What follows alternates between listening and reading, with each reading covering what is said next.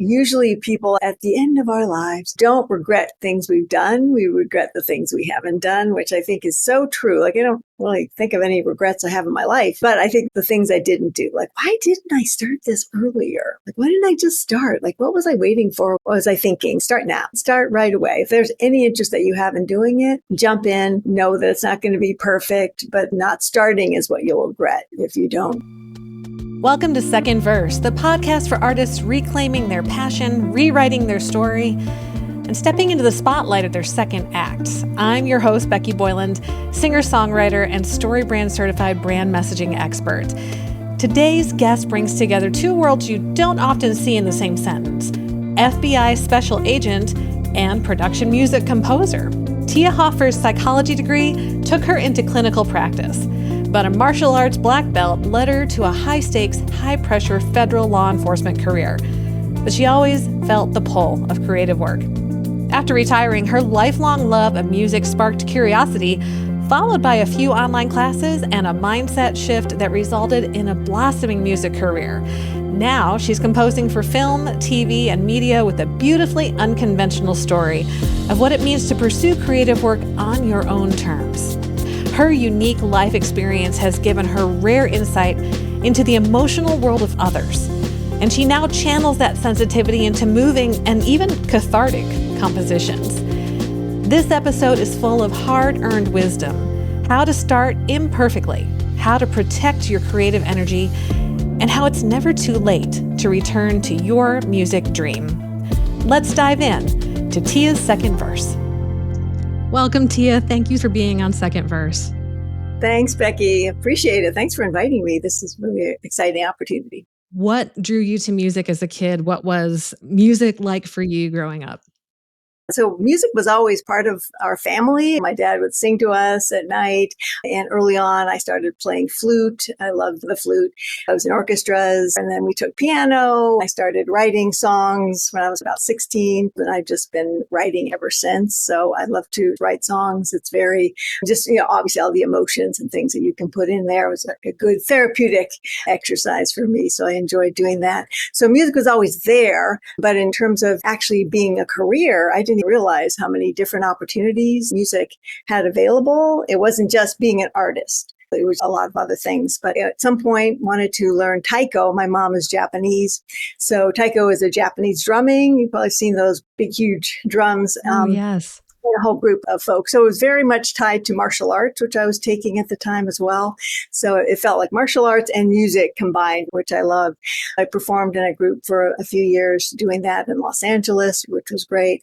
And then I just always found the music people wherever I worked. There was always some folks who played guitar or bass, and we'd always get together and start playing music and sometimes writing together or playing cover tunes. But it was always a part of my life. I bought my first car by playing in this 90s cover band. So I was the only girl. I was underage. I'd have to sit in the kitchen, but they paid me and I was able to purchase my first car, which was exciting. So yeah, music has always been a part of my life, but wasn't my career. So that's what was very different. So you had just a teeny tiny little bit of a career there to get a car out of it. Yeah, exactly. That's pretty great. I know the most money I made in music was that, but that wasn't the main focus. I always was told, oh, no, you need a job. How are you going to actually make money and support yourself? So it was always on the side, but it was always really important. So it's amazing really how that is the default mode for anyone who's giving recommendations to artists growing up. What you're doing is great, but it's not going to be a job. As much as we see of art and music all around us, that's just the way we still view it as, but that's not really a serious thing. I know. Yeah, it is too bad. And I have to say, I really respect the people who just say, this is my love, I'm going to do this. And they just commit to it 100%, right? They don't do the other jobs, maybe little things just to pay the bills, but they know that's their dream and they go for it. So I have tremendous respect for that. And it was one of the things where I was like, oh, I didn't even know you could choose that. Like, oh, is that a choice? And all the different options, right? You don't even have to just be a live performing artist. There's other things. And in my personality, I'm pretty much a shy, introverted side of the continuum. So because of that, I think the performing piece of it. I loved the creative part, the writing, singing, and playing music, but the actual performing part of it wasn't really natural to me. So it was like, no, that probably isn't a great fit for me. I think a lot of artists or prospective artists would be surprised at the opportunities that are out there that go way beyond that. So that's absolutely true. It's lots they don't talk about when we're trying to pick our careers in high school, but there are just so many more opportunities. Right. I know. You wish there was a little bit more of that in terms of saying, hey, you can make money doing these things along with creating music that might take longer to get to the point you want to be. But yes, I wasn't aware of those things either. So something to promote in the future. Yes, indeed. But you did have a fascinating career. So talk about the career that you had before you came back to music.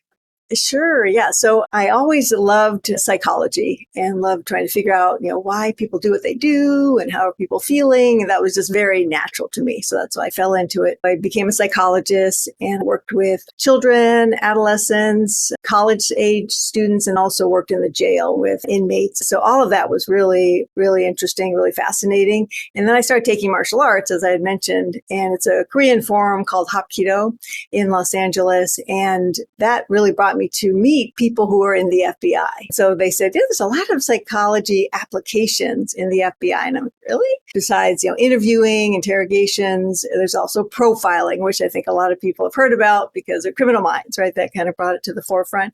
So people always tease me about, oh, you want to be a profiler. But that really did apply, coming together the psychological piece of it and really trying to understand why people commit these crimes. Why are some people violent?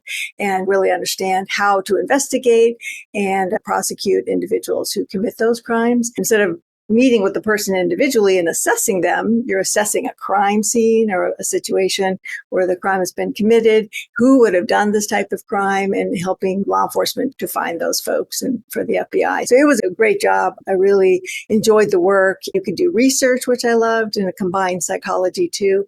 So researching subjects, interviewing subjects, applying the information we gleaned to cases and ongoing cases to help solve some of those serial murders. We worked a lot with the children. So it was child exploitation, child pornography, kidnappings, homicides. So it was a lot of really intense crimes. And so, yeah, it was interesting to have to process that emotionally. And that's where I think music, the convergence of the music, is in some way cathartic, right? That you could express some of those emotions through the music at the time as well. So that's why music was always there and was always a sort of a therapy in a lot of ways for me. So the career, that was great. And then I retired in 2018. And then, shortly after, as we know, right, COVID hit. And that's when we were working from home. And I thought, I've always wanted to produce music, to learn how to do it. I didn't think I ever could. So it just seemed so overwhelming, just learning. At times I'd kind of tried to do it, open up the door, and just would be like, oh my gosh, this is too much. I can't. My brain doesn't think that way, right? My brain doesn't work that way. And I'm more people oriented and understanding people, but not machines. And so it was a huge, steep learning curve. But in terms of the music production, when I found Chris Bradley's course, Produced Like a Boss, that was the first time someone spoke to me in a way that I could understand. Like, oh, that's what you mean. Oh, how to do that. And it takes you step by step to understand how to produce the music. So that was really eye-opening and I loved it. And I just jumped in and all of a sudden things were coming together in terms of the music and how important it was to produce your own music because it was your vision, your emotions, and trying to find the ways to express that through the music was my own. I had other people try and produce some things and some I liked and some were like, I didn't really care for that, but I couldn't express how I wanted it to be different to fit what I was envisioning or experiencing. So it was so wonderful to be able to do that. But it was hard. It was really does steep learning curve. And then Chris brought me to meet Gabriel Candiani and the production music masterclass. And that took to a different level because people kept saying sound selection, sound selection. I was like, I don't understand what that means. Like I'm picking a guitar, I'm picking but when he compared, he actually played for me, like, here's a brass. You see, this brass doesn't fit with this genre. This is brass for cinematic. Oh, this brass is going to be something more for, sports rock or something. It's going to be this intense. Oh, and that was the first sort of light bulb moment that I realized what sound selection meant and how to utilize that more effectively in terms of what I'm trying to achieve and the emotion I'm trying to achieve. So that was really kind of bringing me back to music because, as you know, I'm older and having retired from one job, realizing this is on my bucket list. If I'm not going to do it now, when, right? It's just like, come on, Tia, just get this together. And so that was what made me realize I need to do this. And so my bucket list is having a song placed in a music library, ready for licensing and licensed to something. So that was just like one song. So that was my initial goal in terms of the music production. That's what really drew me back. And I'm so excited I was able to expand in this area and learn something new. It was just exciting to learn something new. It's always so great too when you can have that one goal, and we'll end up talking about this a little bit more, but you have that one goal and then you blow past that and you've accomplished way more than that. But it is also, when it comes to production, there's so much inside language and it does make it really almost unattainable. And it's not that it's as difficult as it is to actually do it as it is to have the conversation. Even saying to a producer, this is what I want, but you're at a point where you can't extract it from your brain and you don't have the language that they use. That transformation of being able to train your ear to understand, this is that sound that I'm looking for, and this is what makes it distinctive. I love your illustration of brass because any type of instrument, whether it's brass or guitars or strings, have different flavors depending on how they're used. And a lot of it's how it's processed, but sometimes it's how it's performed. It's one thing to say, well, I want brass here. And it's another to say, I want this kind of brass that has this type of feature and this type of tone and this type of EQ. That is where you've stepped over the edge. Like, I now get this. Those are those huge leaps in what you can accomplish in doing your own production, or even just having the conversation if somebody else is producing for you and tell them what you really want rather than leaving it up to their own devices. It's so hard when they are crafting something on your behalf, but it doesn't sound like you. That's such a powerful way to take back your own music and gain that skill to be able to produce for yourself. Right. It really is. Like you said, you have the language to communicate, even if you're trying to get somebody else, which I'm going to be doing that, I guess, coming up soon, having some live instruments instead of the box. And how do I explain what I want? And then sometimes they're probably more skilled than I am. Like, I'm not a drummer unless you're going to do taiko, which I don't think applies to all genres. They may be the experts more than I, though I do know if it sounds right. The biggest thing is, does it sound good? Does it sound good to you? That's the final determination. But yes, having that language and being able to pull some sampled sounds can give them an illustration of, here's what I want it to sound like, but you make it better, right? Because you're the expert drummer or guitarist or whatever it is. It's nice when you can get past the point where you're just using sound effects to explain a drum pattern to where you can actually say, oh, I want you to do a tom groove or something like that. Right, exactly. That was one of my pandemic projects, learning to play drums. I don't actually play them to record them or put them on my tracks, but partly it's just for fun. Although I was so excited when I got to a point where I could hold down a groove. But the other part of it is just understanding, because when I process and when I program drums, I want to make sure I'm creating something that actually could be played. And it's not that occasionally, obviously, if you're doing electronic drums, you will layer things that just no one could play. But there comes a point when it just sounds so busy and crazy that it's not enjoyable because it feels so not human. Right. And it's really helpful when I can follow a fill across. And that's one of the big things, especially fills, making fills sound human. And it also has helped me to tell my human drummers, oh, this is the kind of groove that I want. And to actually be able to talk to them in language that they understand. So it really does elevate your capabilities across a wide berth of musicianship to be able to have those conversations as well as craft your own music with that deeper knowledge and understanding. It's so true. It's interesting because like you have used or listened to various flute sounds and they don't sound like flute to me, right? And I'm sure, string players, everybody feels the same, right? There's something like you said, you lose that element of humanity, right? The humanness, especially with any kind of woodwind, where there's they're not breathing or there isn't any variation and things.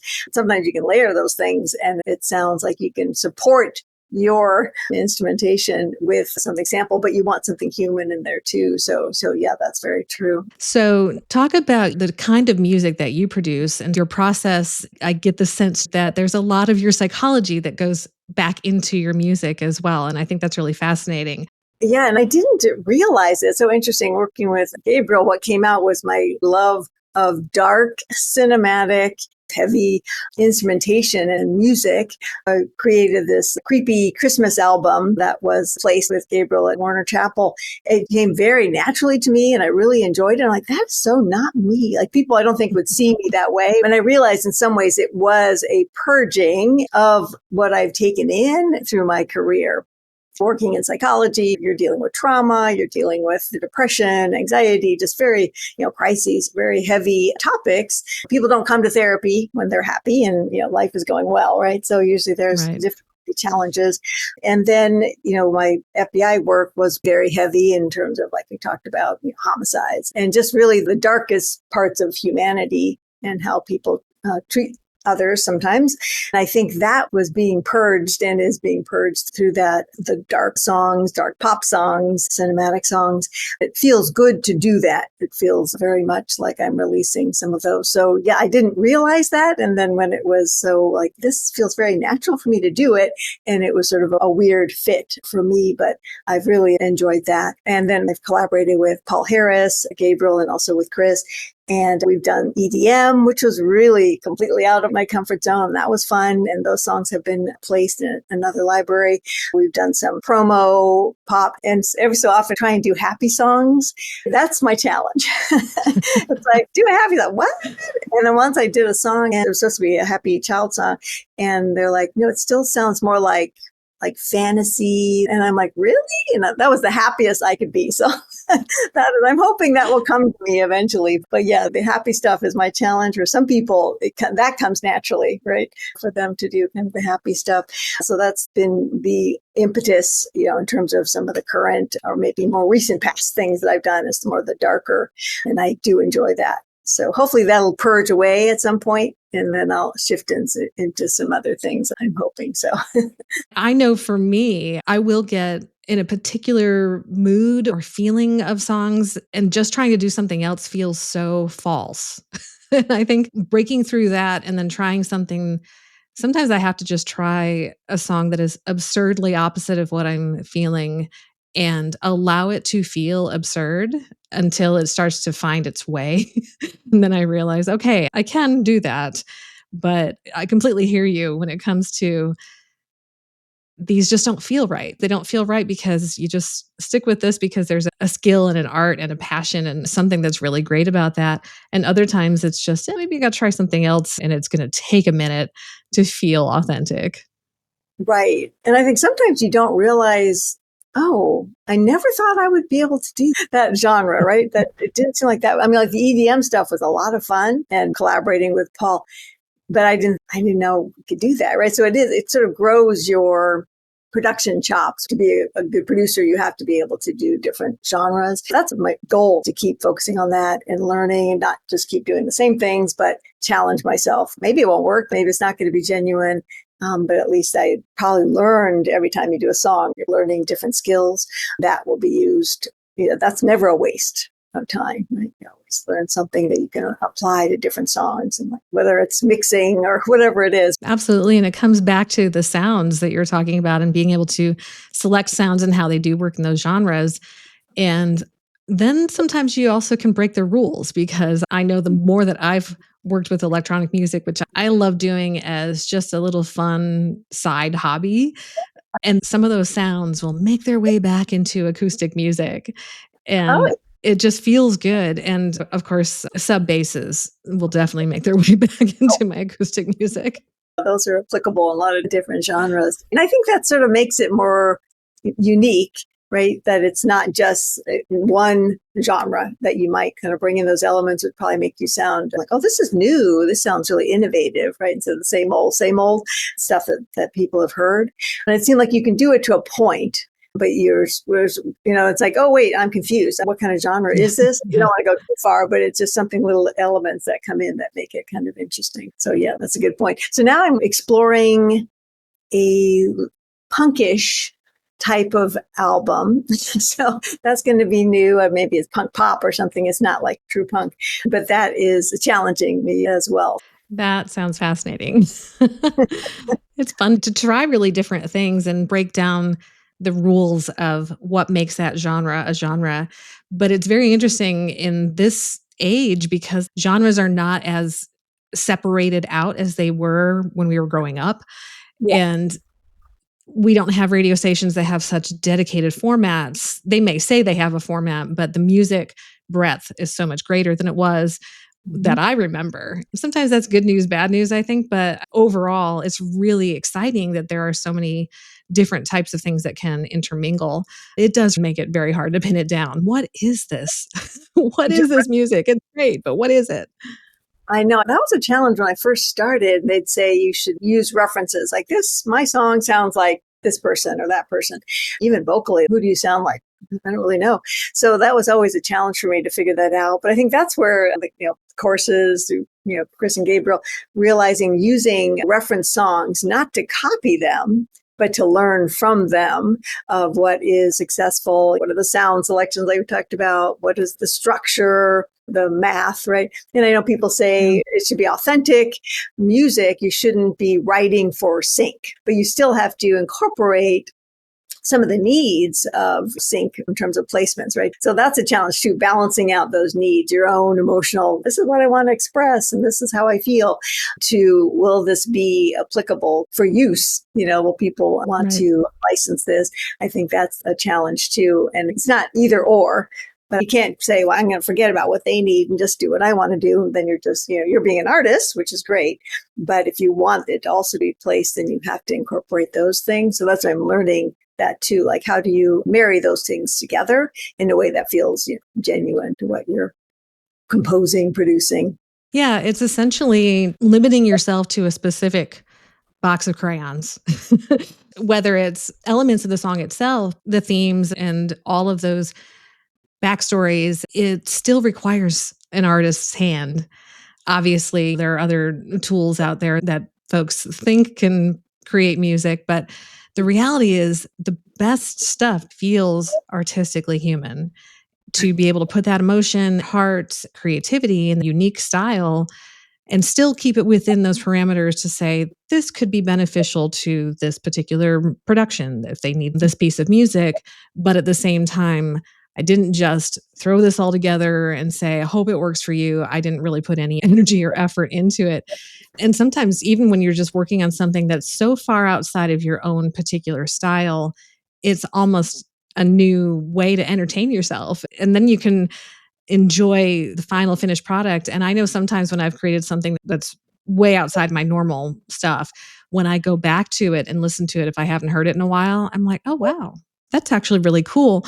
And then what's even more fun is half the time I don't even remember what instrumentation I used. I don't know what synth is on that. I don't know what that strange sound is. It's just really cool. So it feels like somebody else. So it makes me listen to it like a fan or like just an audience member. And that's just sort of a fun bonus when it's outside of my normal catalog of music. Yes, that is so true. It's interesting just how we create. Right, using references, and I use voice memo all the time and just like singing to the phone. But now I sing in some production things, which I never used to do. It's be like the vocal hook, lyrical something.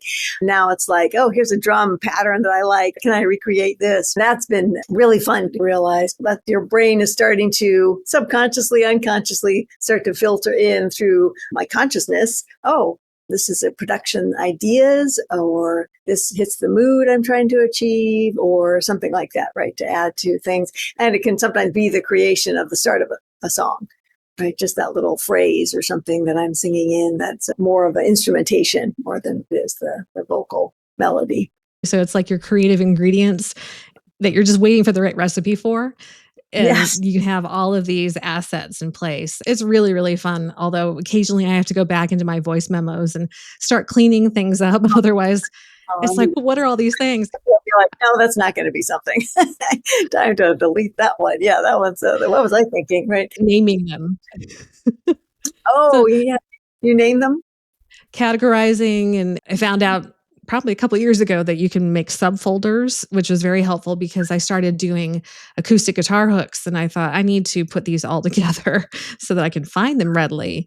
And because that's the only thing is that my voice memos are named by either my location or the time as far as the default, which is entirely unhelpful, especially since I'm home all the time when I'm making these.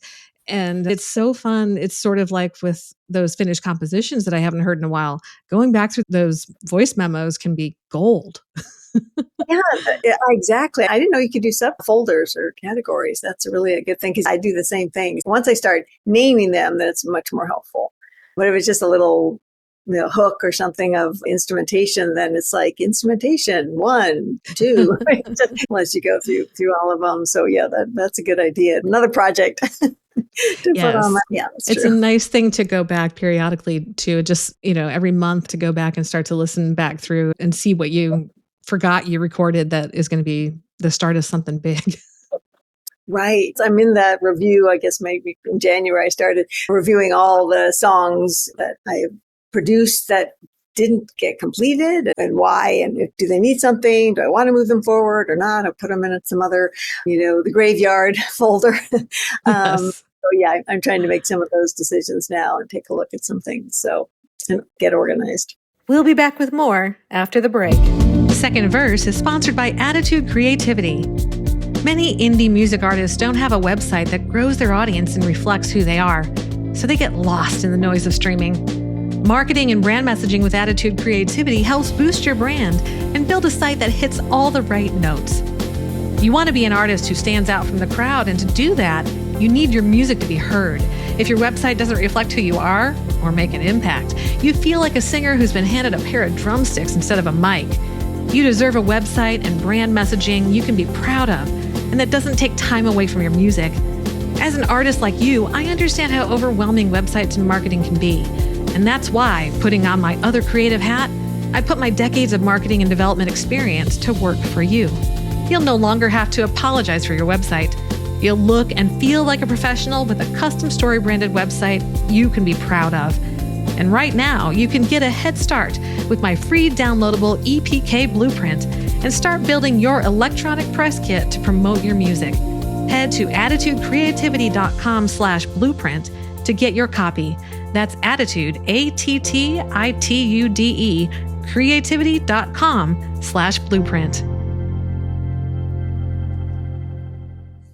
And so production music is your primary focus. Are there other musical endeavors that you're working on as well? I initially wanted to do lots of different things, especially in Chris's courses. She presents different ideas of how to be successful in the music world. I was so excited about all the things. And now I'm shifting into a kind of focusing a little bit more and realizing some of the things took me away from what I really want to do, even though they were fun. I think you need to focus a little bit better, especially when life kind of comes into play. And that was something that recently I've had medical issues for many years, a couple of autoimmune disorders, right? That kind of flare up at times and kind of ups and downs. And then for months I had a migraine that was just not going to go away. Realizing I created systems and approaches that worked at certain times, and then realizing I have to reevaluate the things I'm going to focus on and the systems because I don't have the energy to do everything I was doing before, which I think has actually been helpful. It's been a positive thing and a good process to just go through and prioritize and say, okay, what do I really want? What means something to me, especially in this phase of my life, right? Kind of being in that sort of I'm still working, but kind of retirement phase of my life. What's meaningful to me now? I'm listening to a lot of productivity, tutorials and webinars, trying to organize things and focus on that. Production music, I really love doing that. And that's something I have a little bit more control over. I have goals and I do much better. If I have a deadline, a goal, schedule, a structure. This is a project I want to work on and complete. That's much better for me than sort of open-ended. So anyway, so yeah, that is my focus right now, is the production. And then we talked about, I'm just sort of potentially interested in doing something I was trying to, how do you give back? I'm not an expert in music production, right? I'm not going to be teaching people on music production, but because of my background as a psychologist, can I provide something to creative people, to musicians that might be a help? That was one area I was trying to figure out, like what a YouTube tutorial, coaching, something, right? That might be helpful to people in terms of understanding their blocks, obstacles, things that challenge them to move forward in the creative realm. People talk a lot about perfectionism or procrastination, and there's lots of ideas of how to overcome those things. But for me, the self-awareness and self-understanding on a deeper level is what helps us to get to the next phase. Right? People can say, do A, B, C, D. And it's like, yeah, if I could do that, that would be quite easy. But sometimes those challenges really do hold us back, whether it's fear of rejection, fear of judgment, fear of failure, or fear of success. Those fears become very prevalent for some people and become difficult blocks to overcome and let go of. So I'm thinking about those things. I'm not quite sure yet. But for me, the focus is going to be the music production and continuing to move forward and learn. That's so incredibly powerful, because going back to being able to focus on the thing that you know is going to be the best approach for you, best process, it's very easy for the shiny object syndrome to be another factor for a lot of musicians, because there are a lot of things we can do. Should we do them all? And we can't do them all. No one can do them all the time. You may be able to do them sequentially, but that's going to take a long, long, long, long time. Multitasking, right? Your brain doesn't multitask. You just shifting. Yes. It feels like you're multitasking, but you're still doing one thing or another. So yeah, I think the guilt around the concept that we were told for so long that was a virtue and that was a valuable thing. And it wasn't until I realized that I'm terrible at context switching and recovering from that. It's very freeing to realize that's not good for anybody to do that. But it also, I realized just the emotional effects and trying to get into another project and switch gears when I would get interrupted with things that weren't consequential. There just wasn't value to that. It would surprise me how much that would irritate me until I realized I was on a roll and I got interrupted. And so I was in a flow state, and it wasn't even necessarily a creative situation, but just being able to be very focused in doing what I needed to do. It wasn't the interruption that was the problem. It was coming all the way back around and figuring out where I was and what I was doing to get back into that level of productivity. For a lot of artists, a lot of musicians, a lot of producers, some of those challenges that you were talking about are so important. I think that will be a tremendously beneficial thing. And I know you're still working out the details of what that's going to look like, but yes, I probably have a lot of ideas. Well, part of it for me, and I think just the biggest thing was over the last 3 or 4 years, really starting to understand myself better and understand how my brain works. I recently was diagnosed with ADHD, and growing up as a girl in the 80s, that was never going to get diagnosed. So I was just a precocious kid and very particular about how I wanted things to be. And then, of course, context switching was going to be a problem for me. And I anecdotally have known a number of artists who would also say that they have ADHD. And so I think that acknowledgement that many types of neurodivergence are going to coexist with creativity. Mm-hmm. And there are great benefits to that. And then there are great challenges to that just because of how our world is wired compared to how our brains are wired. Having psychological support is so important and beneficial. I can just imagine tremendous things coming from that kind of support. Yeah, it's interesting that you said if you don't fit the mold of how people process things or work in certain ways, then it affects the self-esteem, right? And your sense of self-efficacy. What's wrong with me that I can't do it the way they do it? And that is that vicious cycle. right? And you're kind of beating yourself up because why don't I think this way or work this way? Instead of being able to really value it and embrace it. It's interesting. I'm decluttering my house. This is a big project for me. I'm taking all these tutorials. And so one of them, she talks about your style of, and I always thought I'm just a slob. I'm just disorganized. Then she said she calls them butterflies, that if you're a macro organizer and a visual organizer, and that's me, right? If I don't see it, it doesn't exist. And so now I realize, you have to have things out, but you have to have them out in an organized way. Instead of me trying to fit into the mold of how most organization is, I'm like, no, I have to make it so it fits for how I am, who I am, and how I think and those things. And so I agree with you. Like if you have those specific neurodivergent behaviors, you have to work within what you have and who you are instead. But I think the impact on that, because of society's expectation of you have to be like everybody else or something's wrong with you, can be very detrimental and long-standing. It's not easy to kind of say, nope, that's it. I'm not going to listen to what people say. It's something you sometimes have to overcome and work through. And, therapy or whatever it is, but it is important that you can embrace, nope, this is how I work. And I'm going to figure out methods that fit within my approach to things and be successful in any way that you want to be. Exactly. Because I think there's just so much shame associated with this is the way you keep a house. This is the way you do your homework, or this is the way that certain things have to be. Thankfully, there seems to be a bit more societal permission to do it differently now.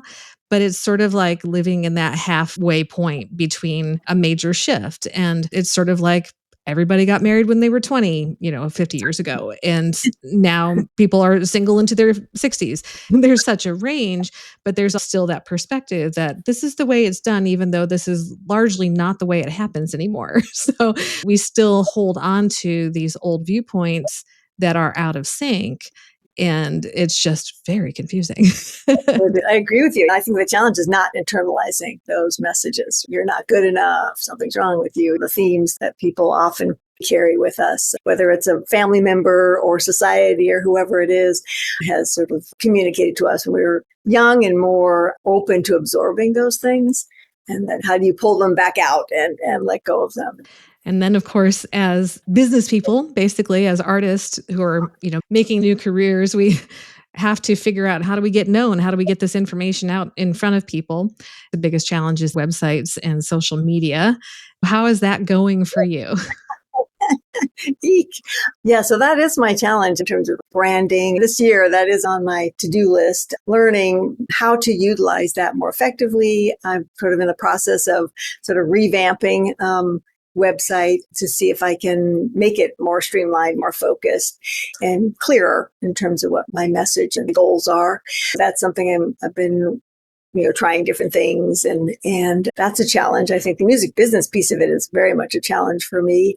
That's not a world in business at all, like psychology, FBI, none of it was business related. So I didn't really learn those tools.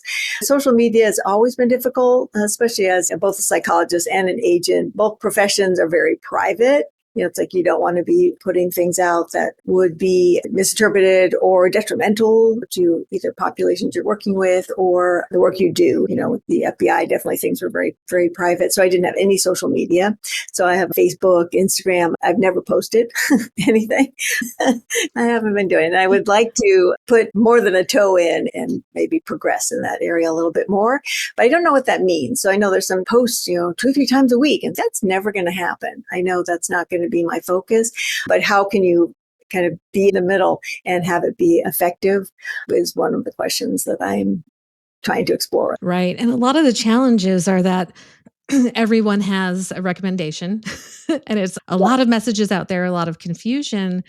And particularly for artists where they have to have various profiles and streaming platforms and all these different things, often are told, well, don't worry about it as long as you have social media or as long as you have a link tree. People can find that one thing, but there's no way to control your own story. That's a big challenge for those who have so many links and really need a centralized location that they control, especially for producers and musicians in this type of space of production music. The audience you're trying to reach is a little different. And at the same time, you still have that opportunity to reach just that general consumer as well, because you can still bring them into the fold, and share about your story, but also meet them at their story, because they're coming to you because there's something that they're connecting with about you and about your music. So ultimately, that website is home base. Yeah. That website is where you can control that story. And if any of the social media platforms goes away tomorrow, you're still able to, attract, draw in, connect with your audience, whether it is also the consumer or producers and someone who's working on a film or TV show and wants to find where they can license your music.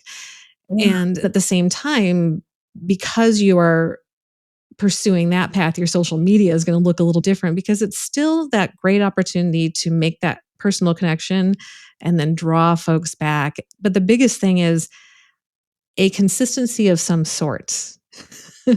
We have patterns. And when your audience starts to recognize your pattern, that, okay, she's going to show up and she's going to be consistent, and it's going to be once a week. It doesn't have to be 12 times a day or whatever the crazy numbers are now. No, but it can be really daunting and overwhelming because there are no rules and then like tons of rules. Ultimately, people want to know that they can trust that you're going to show up on some kind of pattern that they start to recognize, and that what you offer has that value that keeps them coming back. And then they want to know more. They want to connect. They want to be part of your orbit and keep up with what you're doing. And that's where that can continue to grow, because you are guiding them through whatever it is that they're looking for in life, whether it's entertainment or encouragement, with that psychological impact and cathartic experience they get from your music. And so it's really just a progressive development of relationship in a number of different ways. When they see that she's consistent and I know that I can show up to her website and get all the information that I need there, that's going to produce fruit over time. Yeah, I like the way you said that about just some consistency, whatever that consistency is, you said it, and then you just keep doing that, which seems much more manageable than some, like you said, some people are saying, how many times? And it's just like, well, that would be your full-time job. When do you have time to create things? It seems a little overwhelming. I'm part of LinkedIn as a psychologist, right? You can only have one profile. So I thought about, well, maybe I should shift it over and just do the music. That's kind of what I want to do. And I don't know what that would mean in terms of confusing people or not. But like you said, if you can combine or integrate those things, and that's where I think would be the value or the power of how do you integrate those things. And like we talked about, presenting your story that people, that might make them interested in some way, but unless you're giving them something else, that they can use that seems more applicable to their life, then that's not sufficient. You have to give more. So yes, that's what I'm trying to figure out. How do you integrate all those things together to be a more powerful brand? And then also, especially if you're doing music production and not really artist work, some people still want where do I find you on Spotify? And how do I listen to your music? And that is another area in terms of the marketing that is important too. Yeah. And the challenge, of course, with that is the licensing issues that you can run into. But when you do have an opportunity to have some of that information in a streaming platform, it's really great. But that's where at least you can say, you know what, go to my website because this is the type of music that I create for these purposes. But here's what you can do on LinkedIn. This is bonus tip. Because you have a brand name, you can create a page. So if you create a business page, then you have some place to send people that will still have you as the principal figure of that company, but it will allow you then to be a little bit broader in your personal profile, where you can say, I am this, but I'm also this. But it also will be like, and I work here, and even though you own it, there still can be that little bit of differentiation. It gives you one more hyperlink, really, in addition to having some of that information and a basic summary show up. That way you don't have to completely abandon everything. You have different opportunities to point people to more information. And then, of course, always sending them back to home base, to the website. Yes, exactly. The website. That's a great suggestion in terms of that. So I've been trying to just create some content about what I want to do if I was making, and luckily because I don't post a lot or anything in LinkedIn, there's hardly anything in there, right? So it's not like, oh, I have to change everything over. I can actually just start adding things that I haven't at this point done. So yeah, great suggestion. And it'll be a great place to go ahead and keep sharing about that vision that you have for helping artists. I think that's going to be so exciting. I can't wait to hear more and follow your journey as you continue down that path, because that absolutely resonates for me. And I think that's going to be a very powerful thing. Oh, thanks so much. Well, that's, really, that's helpful to hear that. And then it puts me into a little accountability, doesn't it? There you go. I got to do something about it. Absolutely. So for those who are finding themselves, maybe retiring from a career and have always wanted to be an artist or be a musician or a producer, what's your advice for them? Yeah. So I think usually people at the end of our lives don't regret things we've done. We regret the things we haven't done, which I think is so true. Like I don't really think of any regrets I have in my life. At the time, those were the decisions I made, the direction I went, and I learned a lot. So no regrets. But I think that is the things I didn't do. Like, why didn't I start this earlier? Like, why didn't I just start? Like, what was I waiting for? What was I thinking? So I think I would be like, start now. Right? Start right away. If there's any interest that you have in doing it, jump in, know that it's not going to be perfect, but not starting is what you'll regret if you don't. So that's, I think, one piece. And the other is that sort of the baby steps, that feeling of if I'm not great when I start, then I may as well not start. You will not be great, right? You're going to produce lots of bad stuff for a while, and then you get slowly better and better and better. And I'm still learning so much, and I know I have a long way to go, but just knowing I have to build on one skill. I just have to learn some new thing. In the declutter world, they say 5 minutes matter, right? And it really does. You don't have to spend the entire weekend and, 24/7 on some project.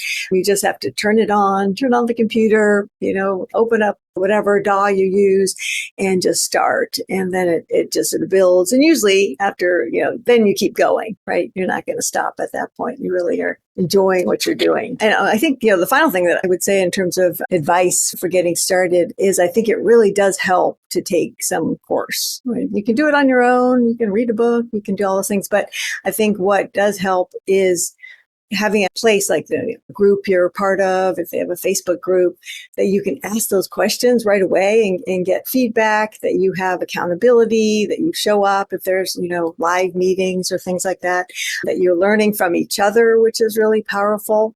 So I think that helps to keep you going, because it's so easy, I think, to start and then be discouraged. Like, why doesn't the software package work? I can't get this to open. So I think what's helpful is realizing other people are learning too, and everyone is helping each other, as well as the instructor being there for you. So I think that's powerful. The whole tribe concept, community concept, right? Our sense of belonging is really important. And I think then you feel like, oh, what I'm doing is valuable. Other people are doing it too. It's not just me. Everybody knows everything and I don't know anything. Oh no, we're all in the same boat. We're all trying to figure it out. And people are really helpful. You ask a question and people post all kinds of, try this, try that. And that's really helpful. I know when I first started, that was invaluable to try and keep going, because sometimes it's very frustrating when the computer doesn't do what you want it to do, or you're struggling to learn some, what you at the time think, this is really basic. Why don't I know how to do this? And so getting those answers quickly is really important to not lose the momentum moving forward. And so you don't quit. Right. Recognizing that you're not alone. And then also that there are so many great mentors who are going to shave so much time off of what you have to learn. They've done all the heavy lifting. They've done all the hard work and are so generously helping you to get ahead a whole lot faster. Is just something that's so invaluable and so important to appreciate and recognize when there's someone in your path that can help. You can Google things, but it's just not the same. You're reading. It's not the same circumstance. The other thing is just not as much fun. Even introverts, having that kind of team or group that are supporting each other is much more fun, and meeting different people. I met you through those courses. I think that's really invaluable too. And I'm an introvert too. Yay, introverts unite. So yeah, one of the best books I ever read was called Quiet. I don't know if you've ever heard of that book. Anyway, it's just quiet. And it's like, how to mediate a world that can't stop talking, right? We're a world of extroverts with social media and everything. People are comfortable. Some people are really comfortable being on camera, being online.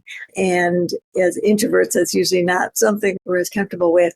She wrote that book and it was really an epiphany for me. Like, wow, if I knew about all these things, I would have made some different choices. Doesn't mean there were better choices, but maybe different choices in terms of that, because I realized, what do you need to do? Like, you can be in a kind of extroverted situation, presentations, performing, whatever you want to do, but you have to know, okay, that's going to take energy for me to put that out more than somebody who's an extrovert and is really comfortable doing it. Matter of fact, I worked with a classic extrovert, and he would go from room to room, office to office, telling the same story. He would get more and more animated, and he got more energized by doing that.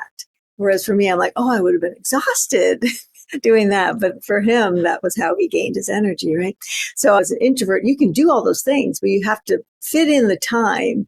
That will be the downtime, the time to say, I need to just close up and be in my own little bubble. I need to read a little book. I need to, whatever I need to do on my own, then my energy will get back up again. I just can't keep putting that out and not finding the ways to gain energy back, which is for an introvert is more maybe quiet and solitude thing. I was once accused of being an extrovert by someone I'd worked with for 4 years.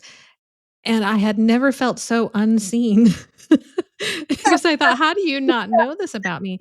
Like, and granted, I can do those things. And I think it's because he had seen me animated about something I was interested in. And that is definitely where the misconception comes. But yeah, after putting out all that energy and having to do that for an extensive amount of time, it's like, I need to go take a nap. You just have to let me be. And so it's not about how someone presents. And I think it's why there are a lot of introverts who actually do like to be on stage. And it's because it's their passion and it's also their bubble, and they can do this thing and then walk away. Yeah. And so it's not unusual. I know. I was accused of being an extrovert once too, because I was doing presentations. It's like, well, you must be an extrovert. You're out there presenting. It's like, no, that's not the same thing. It does apply to a lot of artists because there is that assumption that if I'm going to put my music out there, then I must be so extroverted. And I think that panic that comes with it is the natural thing of recognizing that I don't have that kind of energy. But there are lots of ways, which I think brings this full circle. There are lots of ways to make a living in music, and it doesn't have to look the same because there are just so many needs, because music is so core to our society, and not just for our entertainment, but for our emotional betterment, and just the fact that beauty and aesthetics are crucial to a healthy life. So there's lots of ways to do it. That's true. Music is so vital in everything that we do. You probably know Michael Elsner, but he would say, you don't watch TV, listen to TV. And he started doing that when I first started producing. And it was really fascinating to just listen to how is the music used. You feel the music right away when you're listening and watching television, movies, seeing how it's applied. It's been fascinating to see, like, oh, that's the emotional piece. Oh, look, there's no music. They literally dropped out the music, and how that's powerful in a different way. And so just seeing the application of music in all these different areas. Can you imagine a world without music? If you watch the show without music, it's very strange, right? It just lacks so much of the depth. They talk about that with folks who have brain disorders, that they can sing a song or play something, but then they can't actually talk to somebody. It's tapping into parts of our brain that is so different, so visceral, and so important. Yeah, absolutely. How can people find you online? Zeninu Music, that is my website, the Instagram as well. Facebook is Tia Lane. So yeah, that's the name I started using, Tia Lane, but now I just use my name. Zeninu Music, which is Zen. Inu is Japanese for dog.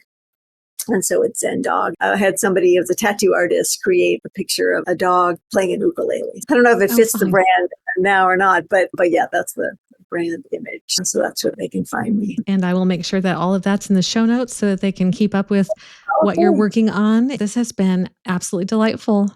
Oh, thank you, Becky. I've loved talking with you about all these things. And it's made me really think about where does music fit in and how do we approach these things and the sort of meaningfulness of it. I appreciate the topic. I think it's going to be a great podcast and a lot of people are going to resonate with the theme. So appreciate you doing the podcast for us. Thank you so much. It's been so great to talk to you.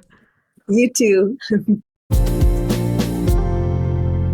There's so much to take away from Tia's story.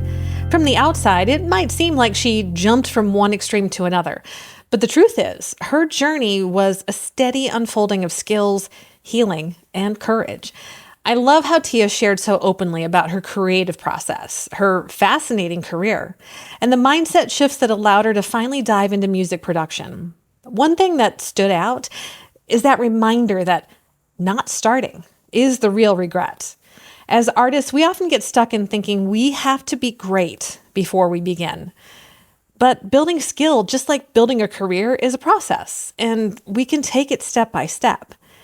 Tia didn't wait for the perfect moment to start composing. She didn't need another formal degree, a professional studio, or even complete confidence. She just took action. So your action step this week, ask yourself, what if you started now? With what you have. Don't wait until you feel ready. Choose one small thing to move your dream forward. Write that chorus, explore that software, submit that pitch. Whether it's developing your skills, nurturing a writing habit, or devoting a quiet hour to explore your own second verse, permission isn't required. And if it is, well, I'm giving you permission. Now, if clarity is part of your hurdle, especially around your artist brand or creative presence, visit attitudecreativity.com. That's where I help indie artists build their message and website so their next step feels more transparent. If this episode encouraged you, please subscribe to Second Verse, leave a review, and share it with a friend. Your support helps independent voices like Tia's reach the people who need them. And you never know who might need a little nudge toward their own second verse. And now enjoy Shame by Kai Z, written by Tia Hoffer and Paul Harris.